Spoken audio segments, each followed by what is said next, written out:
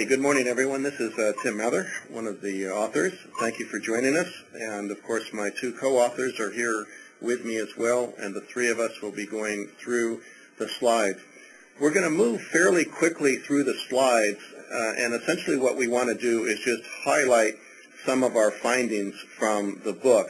We don't have time to go into a great deal of detail, and what we want to do is ensure that we're finished by 11 o'clock so that we have a full 30 minutes to address your questions, and hopefully you do have a lot of questions. So with that said, we're going to jump right in and go then off of that.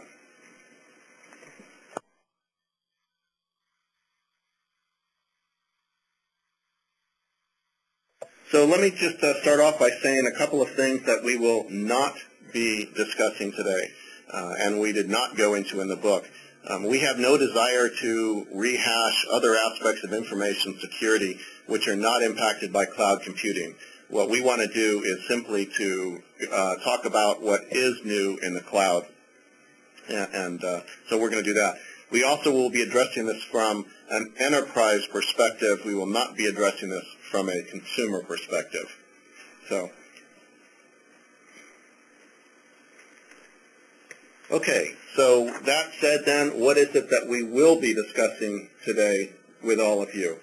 We're going to go through these subjects here in this outline quickly, and this follows the book, but we want to talk a little bit about infrastructure security briefly, the traditional security, so to speak, from an information security practitioner's perspective, and then you can read the other issues, other topics that we want to discuss with you today. And again, this will be somewhat at a high level simply due to time, but we encourage your questions, and we are trying to ensure that we can get through this by 11 o'clock, so we've got a full 30 minutes for your questions. For those of you who are information security practitioners, this should look fairly standard to you. You've seen this sort of outline before, and this is the outline, the methodology, if you will, that we follow in the book, looking at the security aspects themselves. Of course, we also cover privacy and audit and compliance as well in the book, along with two other topics, one of them being security as a service, that is security offered through the cloud, as well as what's the impact to organizational or corporate IT that is brought on by cloud computing. So we'll be discussing those topics as well. First off, we should note that in spite of a lot of the hype, and there's indeed no doubt a lot of hype about cloud computing, it is not revolutionary. It is very much evolutionary, and you can see here from this diagram that we're terming it essentially ISP 5.0. What is important to note is that what's different between ISP 5.0 or cloud computing versus the previous model, ISP 4.0 or ASPs, application service providers. And the real difference here is that everything is shared in the cloud. All of the resources are shared. That wasn't always the case, was not the case with application service providers. Though you may have had an application that was shared, many times you had your own dedicated instance, or that you may have been running on your own server, for example, or servers that were dedicated to you. Think back to the co-location facilities, which even though then the facility itself was shared, generally you as a customer had your own cage with your own systems inside there running your own applications. What's different from the cloud, again, is that everything is shared.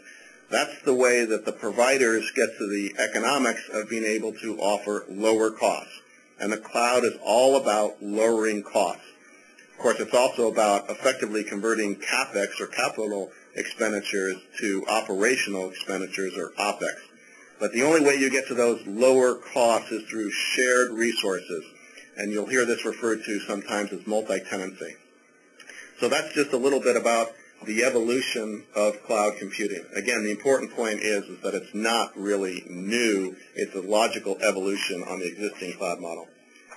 In this slide, what we want to emphasize here, and we're making an assumption that all of you are familiar with the SPI delivery model, standing for software as a service, platform as a service, and infrastructure as a service.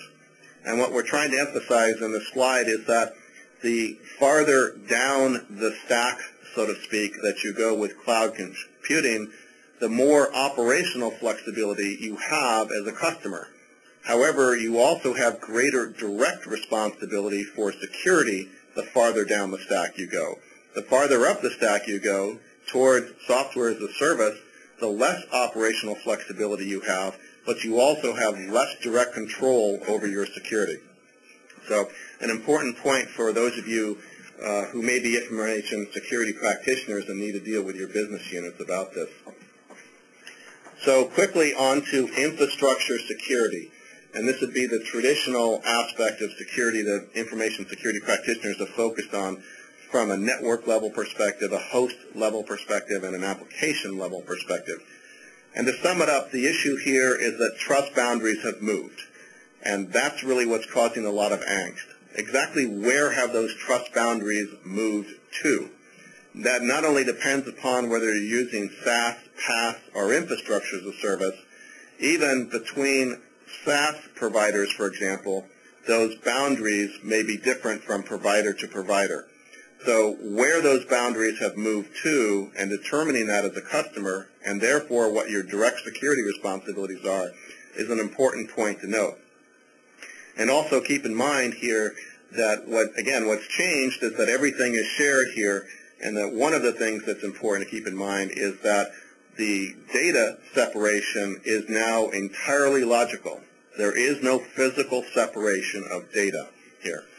So that's what exists today in infrastructure security. Going forward, we certainly see that there is a greater need for transparency by the cloud service providers, or CSPs as we've termed them, as far as what their security capabilities are, and particularly with regards to what information they will be sharing with you as a customer.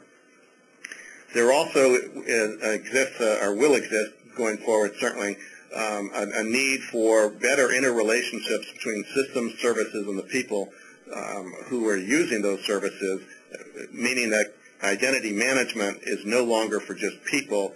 Systems and applications also need to be factored into that. So something to think about there. Now, for some of you who are coming at cloud computing or potentially coming at cloud computing from an enterprise perspective, if you're thinking that data security may be a compensating control, from an enterprise perspective, you might be disappointed. From an SMB perspective, you might be getting much better security from a data perspective. But again, it depends upon where you're coming at this from. Two of the important parts here are the use of encryption. Don't make an assumption that there is encryption necessarily being used with your data in the cloud. It might be used, but it may not be used. And that applies not only to data at rest, where data actually can be encrypted, but it certainly applies to any data that is going to be processed in the cloud. For data to be processed, it must be decrypted. You cannot currently process encrypted data. And so if the data needs to be decrypted, who has the keys and how is that done? So key management becomes a significant issue here. Data remnants is also a significant issue in the cloud. How do you know that any of the data that you may have had in the cloud and you pull back down actually has left the cloud? How do you have an assurance that no one else can effectively or deliberately stumble across your data that may remain in the cloud? And quite honestly, the providers today are not doing a good job of addressing this subject. So data security today, encryption and how it's done, and specifically the use of key management are significant issues, and data remnants is a significant issue as well. Going forward, you may have seen a press release from IBM in late July in which they announced that they have achieved fully homomorphic encryption. And what that means is that data can remain encrypted while it is processed.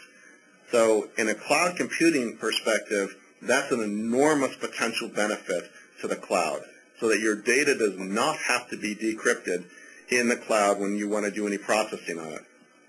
That also means fully homomorphic encryption is that the queries themselves can also be encrypted.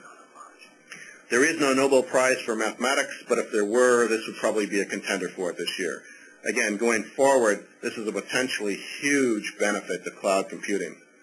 And going forward as well, the need for large-scale multi-entity key management is a major challenge for cloud computing and one that needs to be addressed.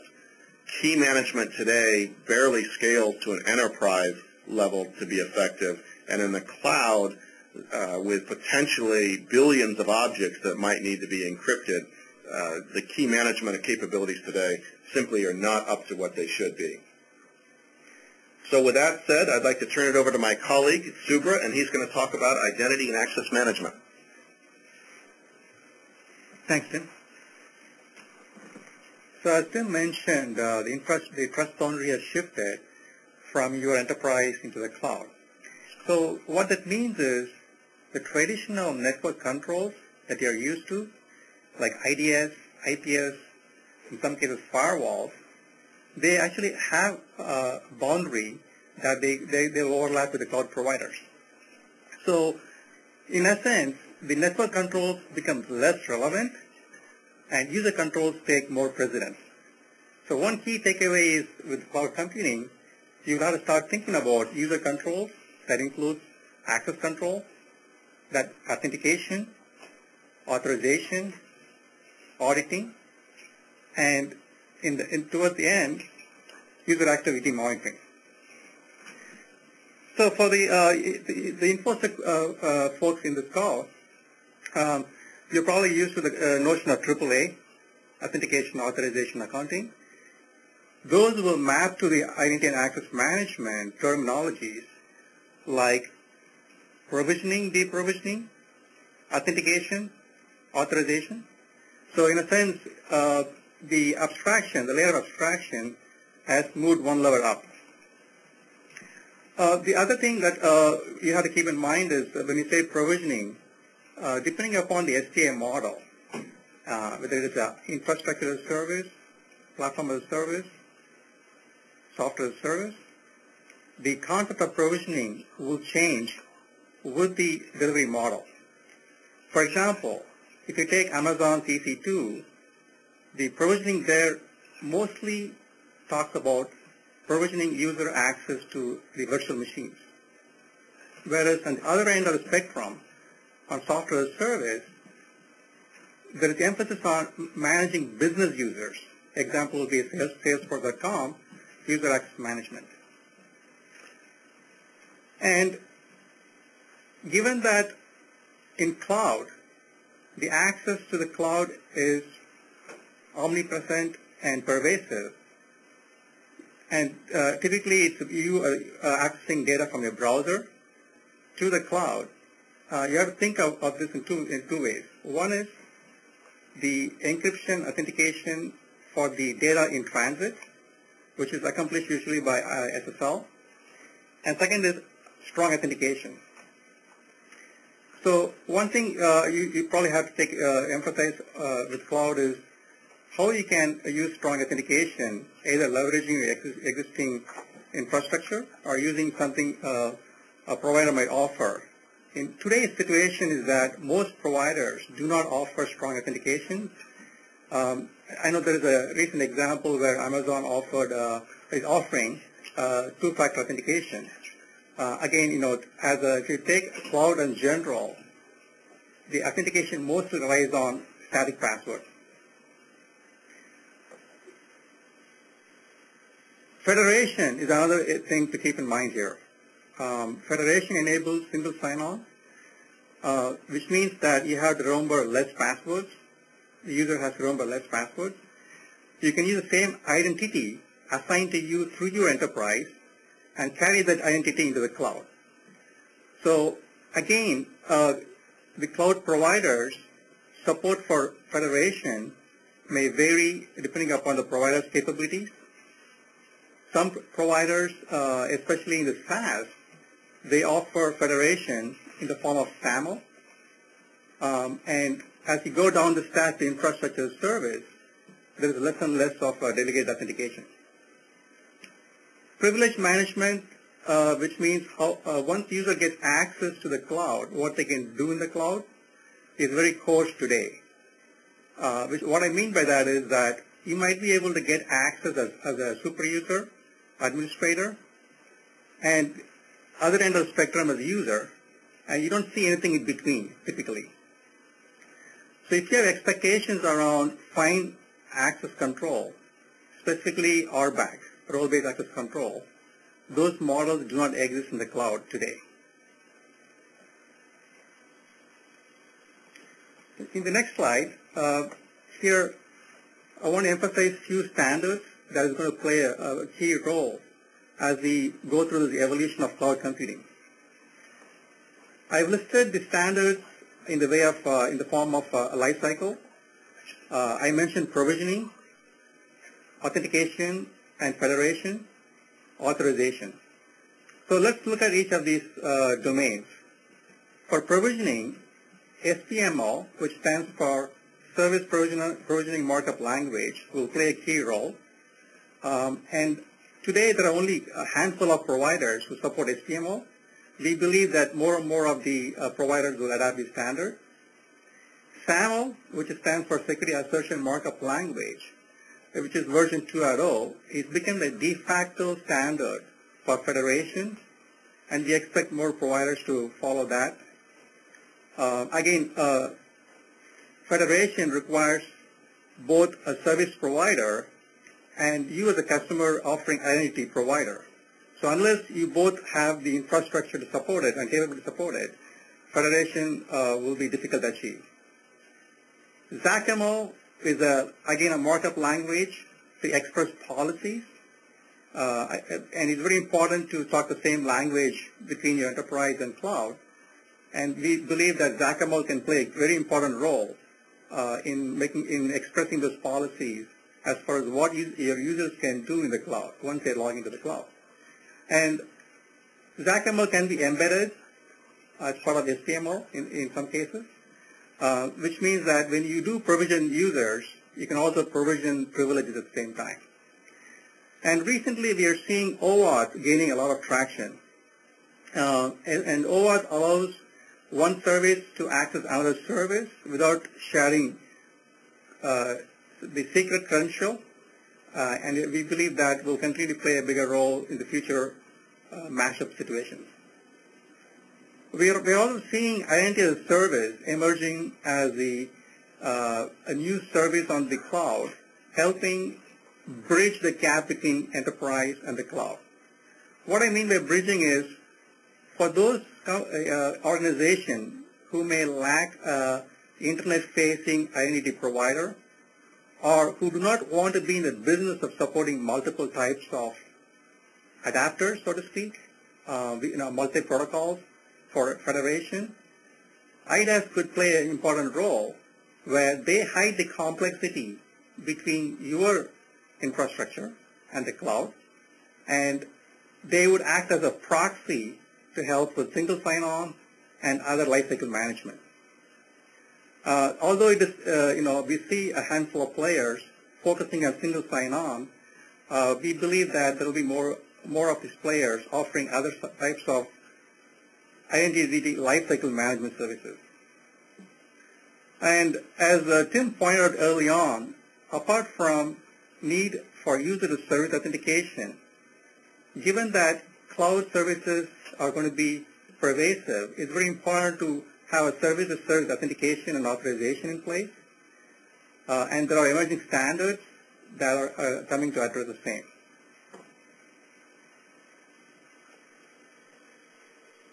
We'll switch on to the security management.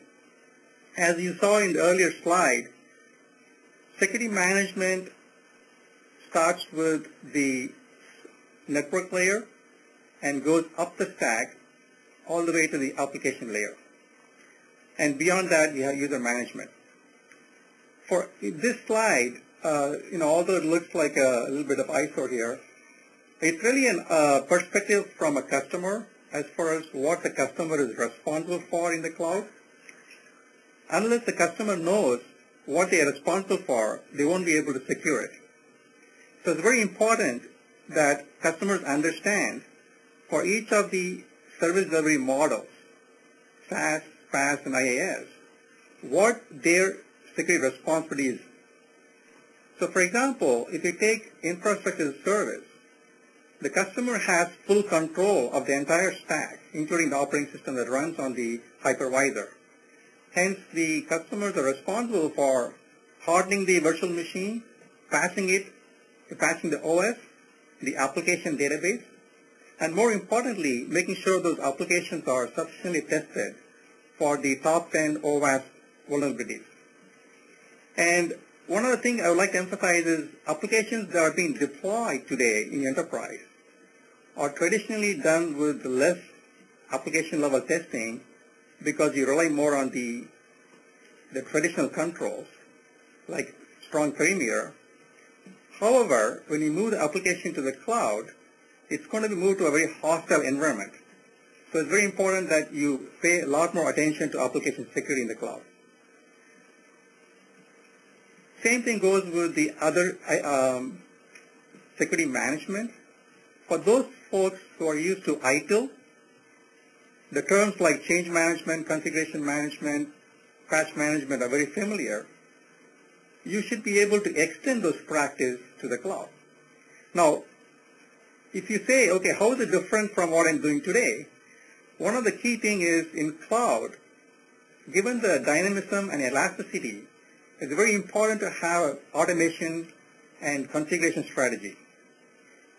A good configuration management database where you can manage the cloud from a central location will help prevent errors and help you scale your operations.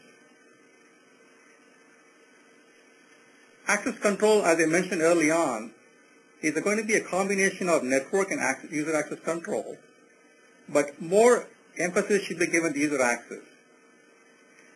As you move from the IIS, which is the lower level abstraction, to SAS, which is higher level abstraction, you will notice that your responsibility scope is going to be lower compared to the lower end of the infrastructure. What I mean by that is in the infrastructure service, you have a lot more scope to secure the infrastructure. You still own the risk. You cannot transfer the risk to the provider.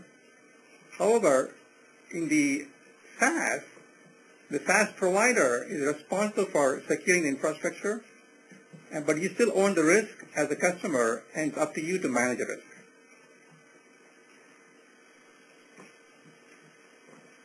Let's switch on to the security monitoring for a second. Security monitoring, similar to security management, is a very important function for a lot of IT operations.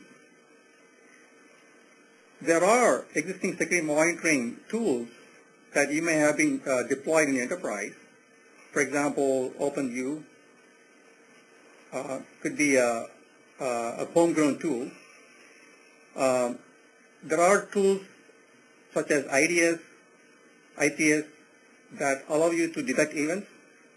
And of course, to do some correlation, you would need some kind of a security event management tool. Now, to take those tools and extend to the cloud, it's not going to be as straightforward. The reason being that in the cloud, most of the the events are commingled across the customers. So its biggest challenge for the service provider is providing you a view of the network security or host security for your virtual instance. As you can see from the matrix, there is not much you can do with network monitoring, given that the network itself is owned by the provider. However, as you go up the stack, you have a lot more flexibility for deploying your own management tools. You should be doing host monitoring using tools such as OSX. You should be logging those events. Potentially, you should be logging it in a separate cloud or more secure environment, and you should be able to archive that log so you can use that for investigation support and forensics. Application monitoring lends very well in the cloud, given that most of the applications that are deployed are web-based. So if you have a tool that does web application monitoring, you can easily extend that and point to the cloud. with all said, it's very important to understand what the provider support for each of these monitoring areas. Some providers might be offering this as a service. Some providers may offer an API to tap into those events. So it's up to you to find out what the provider offers for both security management and monitoring.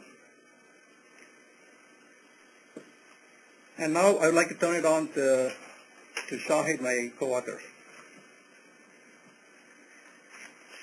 Thank you, Subra. And just by way of introduction, my name is Shahid Latif, one of the co-authors of the book. My background is I'm a partner in KPMG and lead the information protection and business continuity practice for the Western region of the United States. And I've spent many times with a lot of the cloud service providers here in the Western region of the United States where a lot of these companies exist. And again, today we're sharing with you some of our thoughts of some research we spent over the last 6 months talking to some of these cloud providers. And I've been monitoring the chat line and I'll try to address some of the questions on compliance in the next few minutes. So the first thing I wanted to talk to you about is privacy considerations. Fortunately, I don't have time today to go into the in-depth discussions on every privacy issue across the world. But if you go to our book, you'll see that we've done a very extensive analysis of some of the issues surrounding privacy in some detail. So I encourage you to go to the book and you'll see quite an in-depth study of the various privacy issues relating to the cloud. But just to summarize some of the key messages from the book, one of the key issues that we see, and which is no surprise to everyone, is the transborder data issues may be further exaggerated with the cloud. For example, the cloud will definitely start to be adopted much more, but as the cloud providers start to create more data centers around the world, and I'm sure all of you have seen this happening around the world, where data physically resides and where it transports is going to constantly be changing. As those data entry points and data storage points start to change, there could be some exposures to legislation, and legislation as relates to privacy. So where specifically activities occurring have also an impact to taxation and other issues as well, not just a privacy issue. So understanding where your data is going to be stored or where it's going to be in transit isn't a simple process for a cloud provider to answer. However, in today's market, these locations are specifically at the moment known. They're not all over the world. They're in sort of certain known locations. So in today's climate, it is pretty easy to determine where your data is going to be and where it's going to be traveling. But as the space starts to evolve and expand, this issue has become much more complicated. But today, it is very easy. The other interesting thing is each cloud provider have a different approach to how they're going to manage the data. Some believe in a more centralized approach. Some believe in a more distributed approach. And which brings me to the second point, which is data governance. At the moment, and some people are asking questions about PCI compliance, but one of the issues right now is that encryption is not pervasive throughout the environment. If data is in transit or in storage, there are different philosophies. How do you manage the keys around that encryption? And this is one of the issues why it'll be difficult for the cloud providers to create a level 1 compliance, because encryption is not pervasive throughout the environment. Data remnants, and what I mean by data remnants is that data is going to be going through data processing in various servers and various network devices. So data may reside for a period of time either in a RAM mode or maybe stored on a drive. Well, once the usage is finished, there has to be the ability to make sure that data doesn't stay there and be exposed. So there's got to be an exercise of cleaning those environments. And that's especially important to privacy because you need to make sure you're in control of your data. And that right now probably doesn't have the attention it should and needs to be cleaned quite quickly. Cloud service providers themselves try to absolve themselves of privacy and put the ownership back on its customers as saying, we don't own your data, we don't look at your data, that is your responsibility. So clearly, when you're dealing with cloud providers, you need to be very upfront and frank about the issues of privacy and understand what you're getting into. As I mentioned before, the book goes into some considerable detail about privacy laws, but in general, there is a lot of inconsistencies across the different jurisdictions around the globe. That creates a little bit of a difficulty for the cloud providers to create a consistent approach to how to deal with data issues. If you're in Europe versus Asia versus Americas, there are different standards and requirements needed in each of those areas. So trying to understand those and navigate them is very complex today. Some of the cloud providers are even talking to some of the government bodies around the world to try to break down the barriers to make them see that cloud is a unique phenomenon that needs to be addressed at the governmental levels and the national levels and how to deal with it. The other thing I wanted to raise is the specific requirements for auditing, and I'll touch upon that in the next section on compliance. But there are various standards out there, and I'm going to, in the next few minutes, talk about the various standards that could be applied to when looking not just at privacy, but compliance as a whole. So I just want to turn quickly to audit and compliance and look at the considerations. In terms of the effectiveness of current audit frameworks, most people would have heard of SAS 70 Type 2. For those who are not familiar with SAS 70 Type 2, SAS 70 Type 2 is a third-party report issued by an accounting firm that can render an opinion on the state of internal controls. If you look at the outsourcing model today in the ASPs, if I give an example of a payroll provider, they normally have a SAS 70 that its customers can rely upon for internal controls over its environment. Right now, the SAS 70, in some cases, may be very relevant if you're dealing with revenue recognition issues and recognizing revenue coming out of a cloud provider. But the more specific you get, the harder the SAS 70 will be. As Tim mentioned earlier, some of the characteristics of a cloud is multi-tenancy. Because of the multi-tenancy, the auditability becomes extremely difficult. And coming up with specific objectives relating to a specific customer will be, one, expensive, and two, very difficult for a cloud provider to perform. So the effectiveness of a current audit framework needs to be addressed. Right now, there is an attempt right now to adjust SAS 70 to be a little bit more comprehensive than it is today. Right now, SAS 70 is purely for financial reporting purposes, but there is a current draft being exposed that will allow a SAS 70 to be addressed beyond just for financial reporting purposes. So I think the framework of auditability is going to be have to be changed to address the cloud and its unique requirements to meet some of the compliance needs, not just from PCI, not just from a SOX, Sarbanes-Oxley perspective, but from many compliance needs. The cloud service providers themselves need to define their control requirements. What level of data needs to be encrypted? Where should it be stored? What country locations? The divisions of responsibility, the operational procedures around change management. Many topics need to be addressed, and their control requirements need to be defined. I noticed that a trend that I'm seeing, at least here with some of the cloud providers I'm working with, is a definite shift towards ISO certifications. Especially some of these cloud providers that are very global in nature. A lot of the cloud providers are currently going through a program of becoming ISO 27001 or 2 certified to show that they've got some commonality in the way they're approaching security management. In addition, some of these companies are looking to develop better and effective monitoring to educate their users on how well their control environment is being managed and operating. But I encourage those that are interested from a customer perspective who are dealing with clouds to really understand what level of monitoring will impact them, what monitoring they'll be given to you, and how you will address the effectiveness of your controls that you're now putting into the cloud.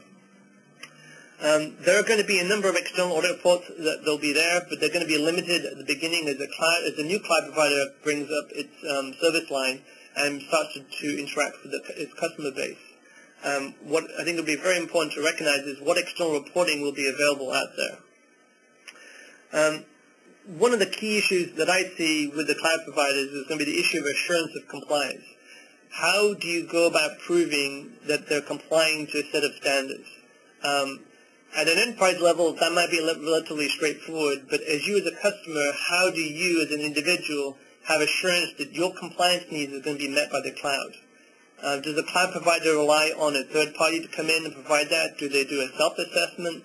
How do they achieve and acknowledge that their compliance meets your needs as a customer? That is still being debated. That's still being researched. If you look at some of the more mature providers, there are a number of things that they do, including having SAS 70 Type 2 reports being issued and being very transparent in what they do. Right now, if you look at the top providers, and I think someone on the chat line showed you the link to Amazon, most of these companies will be very transparent on their capabilities, and they want to be very flexible and very open about their capabilities. And a smart customer would always question and make sure they thoroughly understand the risks and issues going into any type of relationship, especially as it relates to the cloud. In the area of compliance and assurance, a lot of thought needs to be applied to how you'll address that area. So I think from an audit and compliance perspective, there's some very interesting challenges to look at. One of the other interesting things that will start to develop as the cloud becomes more mature is the inter-cloud relationship. You may end up in a situation, if you're a customer of a cloud provider, where you may be working with multiple cloud providers, and these cloud providers may need to talk to each other. And if they start to talk to each other, all of a sudden you're going to have a very complicated network of third parties that you're going to be relying upon for controls for your environment. In order to address that area, what we believe in having is an ability to try to develop a unified compliance framework, i.e., if ISO becomes the framework of accepted choice or ITIL, I'm hoping that the cloud providers all go in that general direction.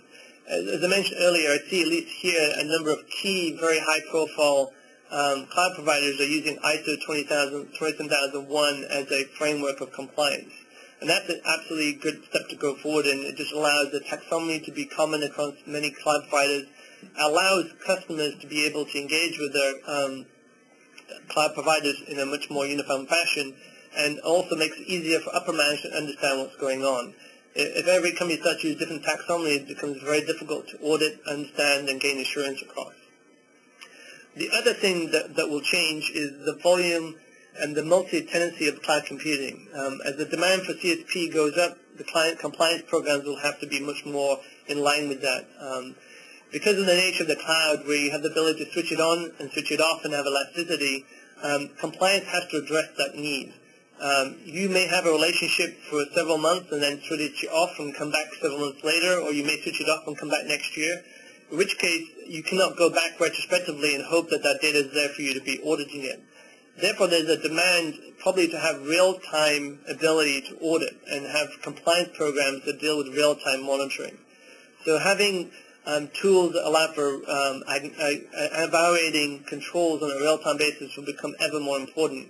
If you're looking at key controls and relying on them, you need to know how to evaluate them as they're being performed, not 6 months later, because by that time the data may not be there. And for those who may be auditors, having no audit evidence is almost equivalent to no control existing.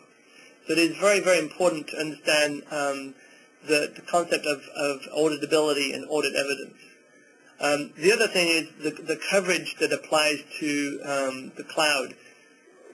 What should be the scope? How much should I look at? To what degree? Where do I draw the line? What's an accepted level of control? And I always give the example again of the payroll environment. The payroll environment has such critical information. It has PII data, personal identification data, that's very, very sensitive. It has people's personal data like social security numbers, their home address, very sensitive data that needs to be well protected. However, most companies today just give that on a tape or FTP over a web, give it to their provider, and they process that data. The level of controls there are accepted because it's been in practice for many, many years. That level of trust needs to be applied also to the cloud because it's no different there. And so that analogy needs to be understood. And with all new technologies, most companies are saying, is this thing secure? Is this thing there? And I always go back to the principles of boundaries of responsibilities and what's to be understood. And that's one of the most important things to address is, do you understand where your line of responsibility is and where the cloud provider responsibilities are? And to abdicate it or to allow the cloud provider to provide it, to me, is not always the right answer. You need to feel comfortable and have sufficient responsibility to say, yep, I understand what my responsibilities are and I will do what I need to do. On that note, I'm going to hand over to my colleague Tim, who's going to talk about security of the cloud. Or specifically security as a service delivered through the cloud. Confusingly, this is often referred to as SaaS as well, obviously not to be confused with software as a service. It is important to note that, like cloud computing itself, security as a service is not new. If you look at email filtering and archiving, that in particular is quite mature, as is web content filtering. Hostini was an early example of a company doing email filtering, and they're 10 years old now. So In that respect, again, some of the SaaS, meaning security offerings, are quite mature. There are also other offerings that are just developing, which are less mature, but nevertheless certainly are, I'll say, being adopted fairly quickly. One of them is an obvious offshoot of email filtering and archiving, and that's email discovery. There is, however, an example of a company that is dedicated, a SaaS provider that is dedicated to e-discovery in the cloud, so something to watch there. Subra talked earlier about some of the challenges of identity management in the cloud, and certainly that's another aspect of security as a service that you're beginning to see uptake on, and there's certainly room for growth there. There's certainly a big need for mature services in that area. So identity as a service is something to watch there. There are at least 3 companies involved who are now beginning to offer identity as a service. Unfortunately, at the moment, all of those offerings are authentication only, and as Subra talked about, obviously authorization and provisioning are major issues that need to be dealt with as well. But again, it's a young offering, and hopefully we'll see those capabilities expand for identity as a service. It's interesting today that none of the providers, meaning the security as a service providers, are themselves selling to the cloud providers. Certainly there's an opportunity there for someone to actually sell that. As an example, and I'll just use Amazon Web Services since they're well-known and large cloud provider, it's interesting that they're providing their own security. I wonder for many of these CSPs or cloud service providers, is security their core business? Are they in effect going to outsource that to somebody else? And I think the latter is true there. Also, you don't have any integrated services today being offered by CSPs. So I think then that you're going to see a couple of changes to this particular part of the market going forward.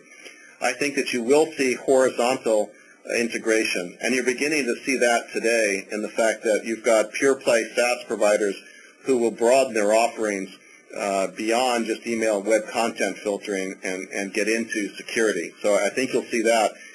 Just as you're saying, essentially pure-play information security companies in the established or traditional space also broadening into cloud security services. And I'm thinking, for example, McAfee now has a specific SaaS offering that they have. Symantec is moving into this space and others as well. Symantec and McAfee obviously being 2 of the well-known established or traditional security players now moving into the cloud space to offer SaaS there. I think that it's quite possible that we'll see vertical integration here as well, and perhaps the announcement by Amazon recently that they're supporting multi-factor authentication themselves will be an early example of vertical integration where CSPs do decide that security should be part of their core business to address concerns for customers, and they'll begin to offer it themselves. And one of the challenges that Subra talked about is the ability of identity management to scale in the cloud, especially as we move to multi-cloud operations. Their identity as a service really needs to be able to scale effectively there for customers to be happy. What's there today just frankly is not real scalable. While some cloud providers are using SAML, not all of them have adopted it, and customers today are reliant on the providers to in effect do back-end federation, and there is no front-end integration as far as integration or federation for that matter for customers of cloud computing. And certainly the complexities and the challenges around key management, especially in cloud computing, are just screaming for someone to come in and offer this as a service.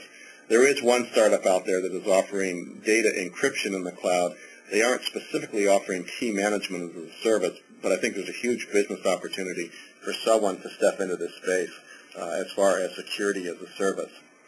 So let me turn it back over then to my colleague, and Shahid is now going to talk a little bit about the impact of all of this cloud computing on the role of corporate IT. Thank you, Tim. And again, this is Shahid from KPMG back on the speakerphone. So we talked a lot about the technical aspects and the security aspects of the cloud, but I just want to turn, and this is one of our chapters of the book that we spend some time talking about it, which is what is the impact of cloud computing on the role of IT? There's some thoughts that you have to think about here, and there's many examples in the past that shows you that the impact of technology can be far-reaching. So one of the first things that we look at in terms of the role of the impact of corporate IT is the governance issue. Right now, if you look at a typical company, a brick-and-mortar company, or even an internet service company, there's a corporate IT function. That IT function is responsible for the IT assets of the organization. They have database administrators, they have operators, they have various people that are very responsible for it. But again, as the cloud becomes much more prevalent in an organization, those assets will no longer reside in an organization, they'll reside in the cloud. And the ownership will start to change from the customer to the cloud provider. And what will happen, in our belief, is that these internal IT resources will become more of a consultant. They'll become more embedded in the business units, and they'll start to be having a different outlook in life. They'll have to be a little bit more business savvy. They'll have to be more like a business analyst that will be able to translate business needs into how they can be transacted to the cloud. The delineation of responsibilities, which I talked about earlier, about the boundary of responsibility between the provider, the cloud provider, and the customer, will be much more nebulous than before. At the moment, if you look at the outsourcing world, the IT outsourcing or the ASP models, it's really black and white who's going to own what. You have a help desk function you might outsource. You might outsource the management of your data center. There will obviously be some gray areas in terms of maybe between security management and security monitoring and the outsource provider, but all in all, it's really black and white. However, when it comes to the cloud, those issues will become much more difficult and much more interesting in terms of understanding where those divisional responsibilities occur. Cloud computing is more likely to involve much more the business unit in its day-to-day interaction. A business unit is more likely to contact a cloud provider than IT. If you have to buy a server today, normally IT procurement will buy it. If you're going to buy cloud computing resources, it's more likely the business unit may have a direct relationship with the cloud provider. Again, that could have a huge impact on the whole supply chain and the procurement life cycle of how you go to market, how you might even develop projects internally. If you decide to use PaaS, Platform as a Service, to develop your products, that can have a completely different paradigm shift to how you quickly develop your products. And again, it's interesting to watch this space because there's quite a few up-and-coming PaaS providers, very cheap, but the area of control and the responsibility becomes a challenge in some of those environments. Just to move on and touch on some other concepts about the role of impact of IT by the cloud, the relationships between business units and corporate IT today is interesting. Different models exist, from a service portfolio management capability to a factory mentality to a total outsourcing model. The cloud will shift that again, where the business units themselves will be the big drivers to the use of the cloud. And for the cloud to really exist in a prominent fashion, it's really going to be the business units that will want to step up and define those needs. The number of functions performed today by corporate IT will shift to the cloud service providers. If you're a DBA right now today, and if we wind the clock forward, and I don't know how long that will be, let's just say 5 years, there's probably going to be more IT-specific related jobs in the traditional sense, like operators and DBAs at the cloud providers, and so there'll be an aggregation of those roles at the cloud provider versus working in traditional brick-and-mortar companies. How quickly this adoption will occur and the transfer is still unknown to many. We've talked to some of the prominent leaders in the industry over this matter, and no one really knows the answer to that question. But as Tim showed you earlier at the beginning of this presentation, the evolution of the Internet to where we are through ASP to cloud computing, it is inevitable that there will be changes. It is a question of adoption and the rate of adoption that will be the interesting debate. So we see IT becoming a commodity, and the skills that will be becoming standardized, and a lot of activities will be automated through the cloud. And so the skills that will be needed much more will be the ability to understand what are the capabilities of the cloud, how secure is the cloud, how do I interact with the cloud, how do I connect to the cloud, how do I disconnect to a cloud, how do I keep my serviceability there and availability. Those issues have become much more important, and those are the key tenets of what corporate IT will have to play in managing those things. As we mentioned in the chat line, there are today companies that run totally through the cloud, and so they have the ability of being very, very flexible and very, very cost-effective. But at the same time, introduces a level of risk and complexity that needs to be managed. And so all of a sudden you become risk advisors and business consultants in the domain of how the cloud deals with the issue of the role of IT. So just in the final summary on the role of IT, and we go into a lot more detail in the book itself, the cloud computing presents itself in a unique fashion. The recession, the global recession going on, cloud is a very much an interesting proposition to most companies to lower its cost, lower its headcount, automate things. But again, the impact of corporate IT is going to be probably a barrier to it. If you're a big company with thousands of resources in IT, you're unlikely to just give all that up and put it in the cloud. So the bigger the company, probably the slower the transition will be. The smaller the company or the mid-sized ones, I think, will be more prone to making this move. So there's lots of debates that you'll see on blogs and various things around the impact of IT. It's still unknown, but we share some of our thoughts in our book. And again, I encourage you to read this section of the book that goes into quite some detail on the impact of the cloud. On this note, I'm going to ask Subra to really end up on some of our conclusions from the discussion today and general in our book. Thanks, Shahid. This is Subra Kumar Swami with Sun, back in the speaker chair. So folks, you heard from Tim and Shahid about various domains, starting from infrastructure security to IT governance. We have barely scratched the surface on this topic, and of course we go in great length of details in the book. So I'd love to get feedback right after this conclusion in terms of questions. In summary, the trust boundary has shifted. It has shifted from your organization to the cloud in some fashion. Whether you're using a public cloud or a hybrid cloud, you are going to be relying on the provider to offer some security. So that leads to the next bullet point here.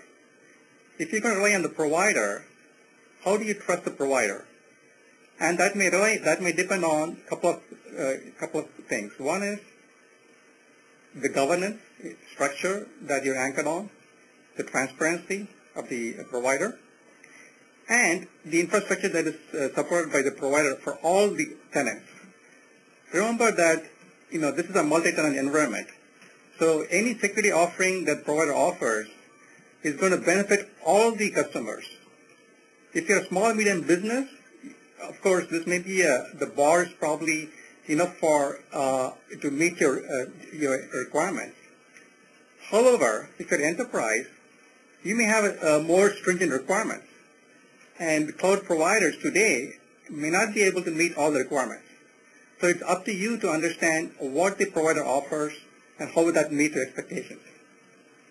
That leads to the last bullet point. You have to rely less on infrastructure and rely more on data security.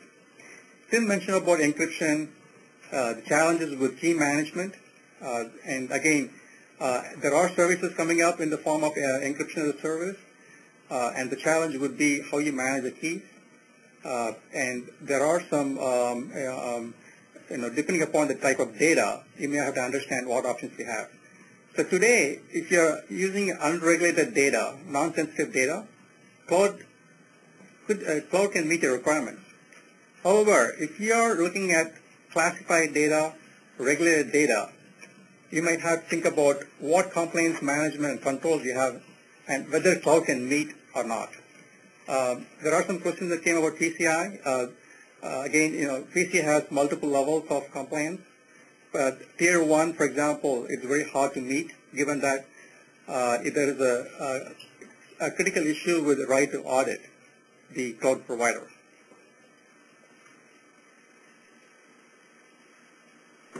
And we also talked about some of the controls that are shifting from network controls to user controls. And today, identity and access management as it stands is weaker than what enterprise might expect. It's focused on mostly authentication. There is less emphasis on authorization. And of course, there is a lot more concern about compliance. And the key recommendation is to rely on delegated authentication using federations such as SAML. And, above all, if you do plan to use cloud for these activities, especially from business units who are thinking about various use cases, including analytics, there are some concerns around choke points, such as bandwidth concerns, as well as how do you manage the data in terms of anonymization and obfuscation and redaction. So where encryption is not possible, if you're going to explore alternate methods, those methods are not there and may not be able to meet all the requirements with respect to compliance. So folks, that concludes the presentation. And we are going to do a quick poll just to understand what is the current customer perspective. So I'd like, if everybody's familiar with the polling, if you look at your panel, there's a tick box that's there. And what I'd like to do is ask a number of questions, and just to see, and all of you might find this interesting as well, to see what the outcome is. So the first question is, are you using the cloud today? And there's about 140 odd people on the call, and it'd be interesting to know out of all of you, who's actually using the cloud today, because I'm sure all of you are asking the question, who's using the cloud and what's going on. So I'd like to encourage you all, if you can go to your panel and click on the yes and see if you're using the cloud. So I'll give you a few minutes just so you can all go there so we can capture to a degree whether everyone's using the cloud.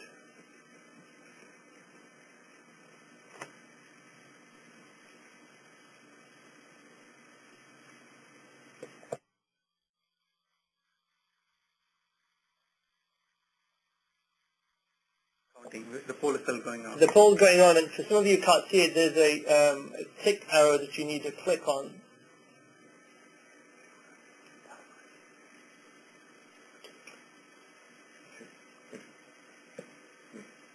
Okay, so far we've only had 22 people responding to it. I encourage you all, because the more the answers, the more it'll be interesting. But right now it says 16 people are using the cloud, 18 people are using the cloud, 10 are not.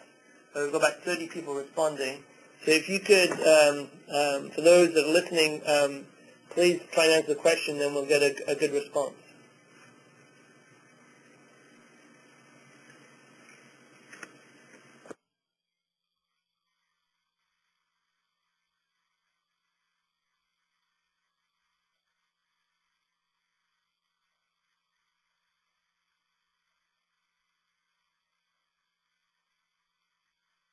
So just to share with you, everyone, it looks like and this might be interesting for everyone, it looks like about 55% of the participants today are actually using the cloud, and about 45% are not. So those people who are asking the question, is the cloud real? Is this theoretical?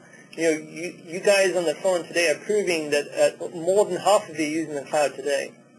So I think we'll probably end that poll now, but I'd like to ask another question just to see if there's an increase in that number. So if you're using the cloud today, say yes, but in addition, if you're planning to use the cloud in the next 12 months, also say yes. So you may not be using it today, but in the next 12 months you might. So again, could you all respond yes if you're using the cloud now and in the next 12 months? Obviously no if you're not planning to use the cloud in the next 12 months. So again, could you all respond in that fashion again?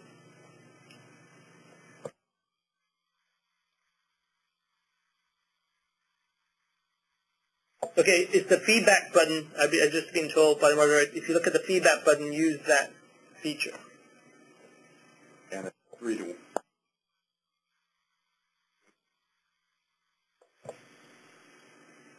So here we're seeing a very different change. There's almost a 3-to-1 ratio, i.e. there's like 2/3 of respondents are saying we're going to use the cloud to a third. So for those who are thinking, is the cloud real and is it coming, just based on this population, it looks like it is coming, and in a fairly significant way, because the majority of you on this phone are actually either going to use the cloud or will be using the cloud in the next 12 months. So we're now at the proportion of this webcast where we have about another 30 minutes and we can end if questions run out. But there are a series of questions that we've come through on the chat line, and we want to try and go through them now on the phone and try and answer some of them.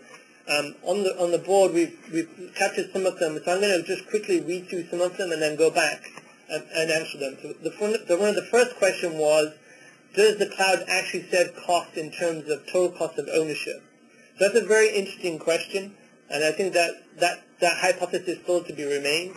A related question to that is, I saw cloud computing vendor cost list as well, but what about the savings over 5 years? So let me first of all explain that there's different ways to measure the cost of ownership. If you look at the traditional software development lifecycle, and I've implemented systems that have taken years to put in, there's a lifecycle time to implement systems. You can take a long time. You have to buy equipment. You have to go through the system, through the development lifecycle, and it could take months, years to actually get a system fully implemented. So the time to deliver a system in-house could be quite expensive. So if you're looking at developing a system, there's definitely a time factor that you have to take into account. So one of the questions, to answer this question appropriately, you have to look at how extensive are you going to use the cloud? Are you going to use it for everything, or part of it that will address the total cost of ownership? The other thing about the cloud is its concept of elasticity and the capital expenditure and the operating expenditure that applies to cloud. So in traditional models, when you buy an equipment, you have to capitalize it over its life cycle. Well, the cloud is providing a service. Those services are really operational expenses, and those operational expenses can be expensed in the year that you actually use it. So, and you can switch it off whenever you need. So the dollar values are much lower, and also you don't have to capitalize them, and that has a big impact. And so one other thing I would point out, there is a, by now, fairly well-known use case example regarding the New York Times and them digitizing their archives. And it's this sort of return on investment, so to speak, that gets CIOs so interested in saving money. I don't have the use case in front of me, so don't quote me on the figures, but someone in the New York Times who was responsible for this project went to their IT department and asked how long would it take to do this and how much would it cost. And the IT department responded something about, I want to say 6 months, or probably 16 months, and somewhere in the neighborhood of, I don't know what it was, $3 million or something like that. Well, the business unit decided that they were going to try this themselves through Amazon Web Services, and instead of being 16 months and some $3 million odd or whatever it was, they did it over the course of a weekend, and it cost $258, which the employee put on his personal credit card. So that as an example of the traditional IT route versus the ability to go to cloud computing as far as the speed, the flexibility, etc., is a pretty compelling return on investment on that. So, again, don't quote me on those exact figures, but if you're interested, look up the New York Times use case regarding digitizing their archives. But if that's an example, that's pretty compelling for why businesses will turn to cloud computing. So there's clearly an ability to save time, resources, and obviously money in doing this. But I also want to point out the obvious thing that everyone has mentioned on the chat line. With any technology, there's an element of learning, and there's also a corporate change that has to be adopted. You might need to change your policies and procedures. You might need to rehire certain skills, and that has a cost to it. And so it all depends on your culture, your company. It depends on your ability to absorb new technology. Some are quicker than others. Some take a long time because they're conserved in nature. That will have an impact on the total cost of ownership. Early indicators are, and there's actually research out there on the internet on the ROIs in the cloud, which I encourage you to go and look at, that actually look in detail on the ROI of the cloud. And there's some of the universities, I think MIT recently did a study, I think earlier this year, on the cost of ROI looking at the cloud. So I encourage you to look at that and to get more details. Now to go to some other questions. I'm going to ask Tim to answer some of the other questions that have been coming up. But Tim, do you want to address some of the other questions? Sure. Thanks, Shahid. So one of them that came up here is, can we say that if the cloud is safe or not? Well, I think that depends upon what you're using the cloud for. If you're using the cloud today for non-sensitive, non-regulated, and certainly for some folks, non-classified data, then I think the answer is yes. It provides enough security, good enough. If there were to be a breach, in that case, is it a big deal if the information is, in effect, non-sensitive, and much of that is probably available publicly anyway. So if you step back and look at a typical organization which has a pretty substantial amount of data and figure that probably 85, maybe even 90% of that organization's data is non-sensitive. Much of it is made public, whether it's product information, other types of information, then yes, I think the cloud is safe, and the cloud offers a lot of good things as far as elasticity, the flexibility, the ability to convert CapEx to OpEx, etc. So I think in that regard, I would say the cloud is safe, or more accurately, safe enough, good enough. Go for it and use it. Nobody, I don't think at this point, is comfortable putting sensitive, regulated, or classified material into a public cloud. That probably is a private cloud at the moment, or possibly a to-be-spawned, to-be-created, regulated cloud, if such a thing comes about. And there's talk of that, but at the moment it's only talk. So again, in answer to the question, I would say the cloud is safe enough for non-sensitive data. One of the other questions that came up with regards to homomorphic encryption, and is it in effect ready for prime time at the moment to use with, as was termed, reasonable quantities of useful data. Well, again, remember that this is new. This was just announced by IBM at the end of July. It's not even available yet as a product, but the mere fact that this has been accomplished is quite hopeful and could be quite a boon to cloud computing. How useful is it? I don't think we can answer at the moment. I know we, the authors, can't. I don't know if IBM can or not. But again, the potential here as far as being a benefit to cloud computing is huge. We'll see what happens. Does it really turn into a reality? We hope it does, but to be determined. So just looking back to some of the other questions, and maybe I'll ask Subra to answer some of the other questions that are coming up. But let me take on one of the issues about privacy. Someone mentioned the Patriot Act will affect cloud security. Absolutely. Where data physically resides is an important attribute of the Patriot Act. And I can tell you, even leaving alone cloud computing, in today's world of globalization, there's a lot of acquisitions going on, a lot of companies emerging together, and I can tell you, having experienced some of that, that the concept of globalization itself is creating a lot of issues in terms of handling privacy. If you throw a cloud on top of that complexity, it makes it even more of a complex environment. And so it will be a very, very interesting space to watch. But I think it will require the support of government intervention and government policy to make privacy somewhat adaptable to cloud computing, because in its current form, cloud computing and privacy are a little bit of an anomaly to each other. And there's two other aspects of the Patriot Act and how it impacts cloud computing. And as Shahid says, it definitely does right now today. So two things to keep in mind. One of them is that for potential government customers out there, they're very concerned about the location of your data and where it goes. That's not always very granular as provided today by cloud providers. It may be rather coarse, and so that's a concern to government providers. You have 2 Canadian provinces which have banned the use of cloud computing in the United States by their provincial governments because they don't want, in effect, the long arm of the Patriot Act to extend their government data. So 2 Canadian provinces have already done that, and the federal Canadian government has been studying that for the last few months, but no final decision has been made on that. Additionally, I would just add that in the Patriot Act, and Jim Dempsey from the Center for Democracy and Technology has been quite vocal on this point, is that effectively when you put your data in the cloud, you lose your Fourth Amendment rights to that data.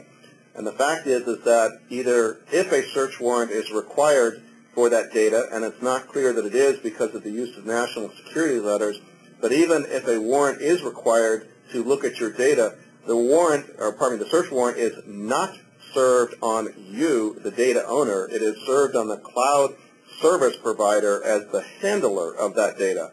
So you may not even be aware of the fact that your data has been subpoenaed by a U.S. government organization. And that's what Jim Dempsey refers to as the loss of Fourth Amendment protection to that data. So that's something that you may want to keep in mind as well when it comes to the Patriot Act and cloud computing. I just want to turn to Subra. There's another question on the role of SSL and TLS in cloud security. Maybe Subra, you can take that. So I think there's a question around what is the role of SSL, TLS in cloud security. SSL and TLS have been there for some time. They are for encrypting the data in transit. And a lot of us know about IPsec, which is the very standard VPN access protocol for point-to-point. Yes, so the answer is yes. SSL, TLS is going to play a very big role, and it's already playing a bigger role given that most of the cloud services are accessed from browser, and as you can see, the HTTPS, which stands for mostly SSL or TLS, is already encrypting data in transit between your endpoint to the cloud. And recently, Amazon made an announcement of a service called VPC, which stands for Virtual Private Cloud, which is really an extension of IPsec from enterprise into the cloud. So we also see IPsec playing a role where you can extend your internal cloud to external cloud or cloud providers. And whether it is a persistent VPN or a transient, that will depend on the use cases. And of course, that is going to play a bigger role just to make sure that we can protect from man-in-the-middle attacks, man-in-the-browser attacks. And so it's going to be an important protocol for us. The other question that came was, will the adoption of government cloud computing, will that drive standards? And Tim has a perspective on that. Yeah, so at least from the United States government perspective, at the federal level, will the government be driving standards? And the answer to that is no, they will not. In fact, I was on a conference call earlier this morning with one of the two individuals at NIST, the National Institute of Standards and Technology, with regards to the work that NIST is doing in cloud computing. The U.S. government is monitoring and educating people, specifically the federal government, departments and agencies, about cloud computing, some of the challenges, the benefits, etc. But NIST will not be setting standards for this from a government perspective. That will be left to the other standards bodies, and that's a good question in terms of who those might be. But NIST will not. If you're interested in further about what NIST is doing with regards to cloud computing, I would encourage you to go to their website, and the two individuals who are working this effort are Tim Grants and Peter Mell on this. But the answer is no as far as the U.S. federal government is concerned. Certainly hope the states don't try and do anything here. It's not clear to me, I'm not aware of any foreign governments who might be doing anything as far as cloud computing standards here as well. So, what do you have there next, Shahid? I think there's a question here about, and I'll pose it to either you, Tim, or just scanning through them.